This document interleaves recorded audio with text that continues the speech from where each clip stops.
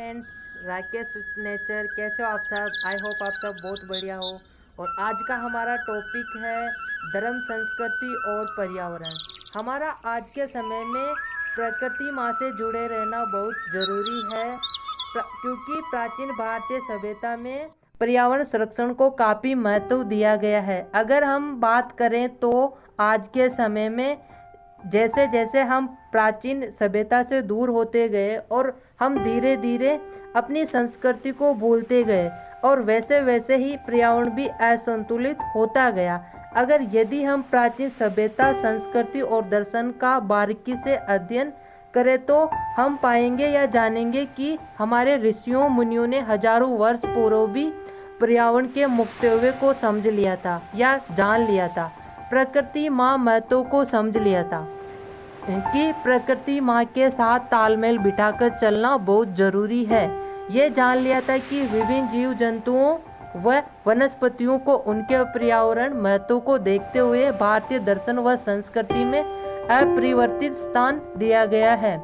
यह हमारी संस्कृति है जिसमें पृथ्वी माँ पर ऊर्जा के एकमात्र स्रोत सूर्य की उपासना की जाती है, कि हमें प्राणवायु उपलब्ध कराने वाले वृक्षों को पूजा जाता है और अग्नि की आराधना की जाती है। यानी कि हम वृक्षों की पूजा भी करते हैं, और आप अभी भी हम करते हैं बहुत सारे वृक्षों की। आई होप आप सब जानते होंगे।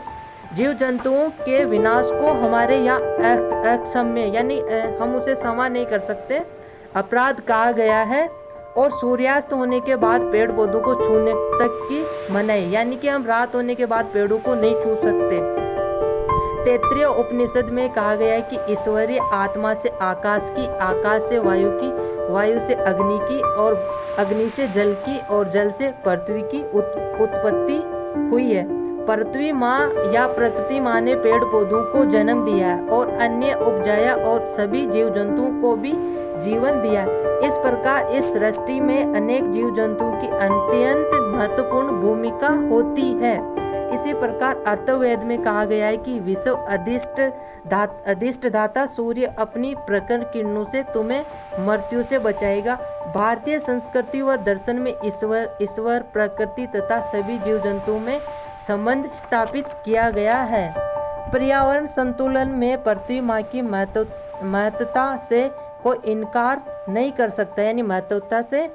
शायद इसीलिए मनुस्मृति में भी पृथ्वी माँ को माता की उपमा दी गई है। जिस प्रकार माता अपने बच्चों का लालन पोषण करती है, ठीक उसी प्रकार पृथ्वी माँ भी सभी जीव जंतुओं को जीवन देती है, उनकी रक्षा करती है। मनुस्मृति में भूमि सूक्तम में नामक एक अध्याय में पूर्णतया पृथ्वी को ही समर्पित है, और इसमें पृथ्वी माँ की महत्वता और महिमा का ही गुणगान किया गया है।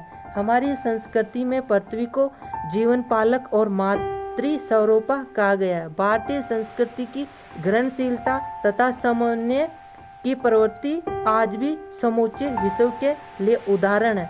अथर्ववेद में भी कहा गया है कि माता भूमि उत्तरो पृथ्वी है, अर्थात भूमि माता है और मैं उसका पुत्र हूँ। हमारे सभी वेदों, पुराणों, उपनिषदों आदि में भी सभी प्राकृतिक शक्तियों को वंदनीय माना गया है या पूजने लायक माना गया है।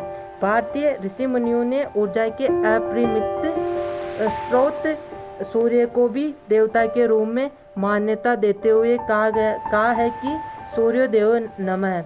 वृक्षों व नदियों के महत्व को आज भी कोई नकार नहीं सकता। प्राचीन काल में भी आर्य वृक्षों व नदियों को पूजते थे, और हमारे उपनिषदों में पशु बलि व मानव हत्या को निषिद्ध बताया गया है।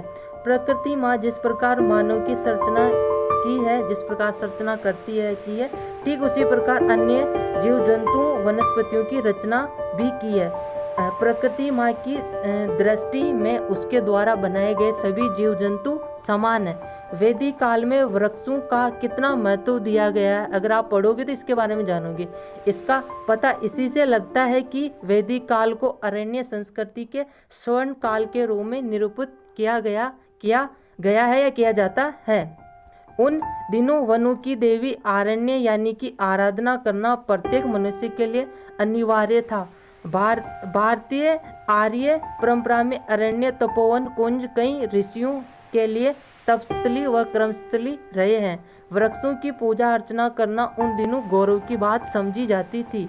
स्कंद पुराण और कठोपनिषद के अनुसार पीपल के पेड़ की जड़ में ब्रह्मा जी भगवान, तने में विष्णु भगवान जी एवं टहनियों में भगवान शिव का वास माना गया है। पुराणों में पीपल के पेड़ के वृक्ष को इतना ऊंचा स्थान इसलिए दिया गया है क्योंकि पीपल के वृक्ष की विशेषता है कि वह दिन रात 24 घंटों ऑक्सीजन का उत्सर्जन करता रहता है। अग्नि पुराण में वह वृक्ष लगाने वाले को अपने पितरों का उद्धारक माना गया है। साथ ही कहा गया है कि यदि हम अपने धन व वंश आदि की वृद्धि चाहते हैं तो हम कभी वृक्षों को ना काटें। मनुस्मृति में तो वृक्ष काटने वाले को पापी की संज्ञा दी गई है।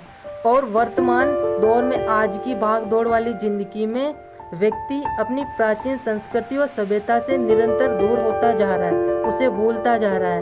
प्रकृति, पर्यावरण तथा मानव के रोजमर्रा के जीवन के पारस्परिक संबंध बहुत गहरे होते हैं। इसीलिए अब जरूरत है कि हमें पुनः हमारी पर्यावरण हितैषी प्राचीन संस्कृति की ओर लौटें। इससे हमें अपने जीवन में ये शिक्षा मिलती है कि हम सबको अपना भला करना है तो हमें अपनी पुरानी संस्कृति की ओर लौटना होगा और हमें पर्यावरण के साथ तालमेल बिठाकर आगे बढ़ना होगा ताकि हम अपने विकास के साथ पर्यावरण को ध्यान में रखकर उसको भी हम बनाए रख सकें। वैसे जो मैं नॉलेज बताई है वहाँ से काफ़ी चीज़ें समझ में आई होगी।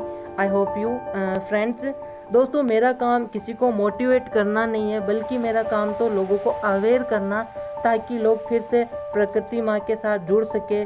जब आप सभी पर्यावरण को फिर से बनाने में जुड़ जाएंगे तो हम सबका उद्देश्य भी पूरा हो जाएगा।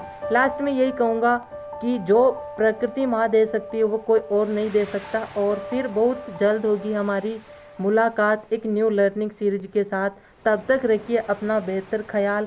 Keep rising, keep shining, keep smiling.